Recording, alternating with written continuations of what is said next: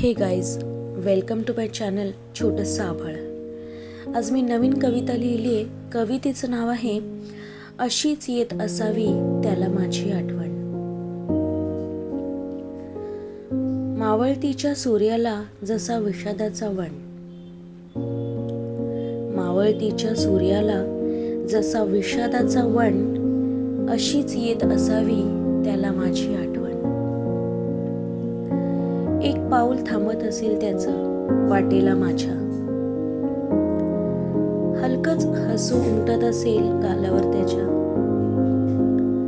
घुमत असणार शब्द माझे कानात अजूनही, आठवणीत माझ्या जगत असेल तोही. घुमत असणार शब्द माझे कानात अजूनही, आठवणीत माझ्या जगत असेल तोही. त्याच्या असण्याला असेल मी नसण्याचं कारण, अशीच येत असावी त्याला माझी आठवण. धुकं अंधाराचं पसरत असेल वाटेला त्याच्या, रस्ता दिसेनासा होत असेल समोर नजरेच्या, तरीही चाचपडत पावलं टाकत असेल तोही, तरीही चाचपडत पावलं टाकत असेल तोही.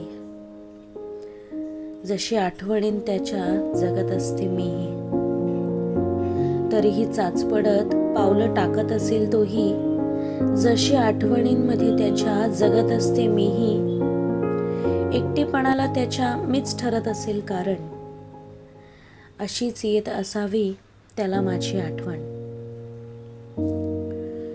दुराव्याच्या तक्रारींना बसत असेल कवटाळून, उरत असेल झुरणं मग नशिबाच्या हातून. एका भेटीची आशा जन्म घेत असेल कुठेतरी,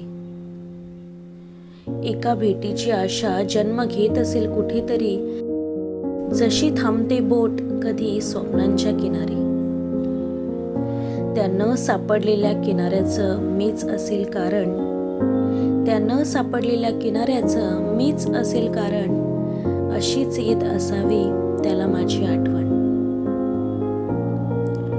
एकदा जुळलेले धागे गाठ बांधू शकले नाहीत, सुटलेले हात पुन्हा भेटू शकले नाहीत.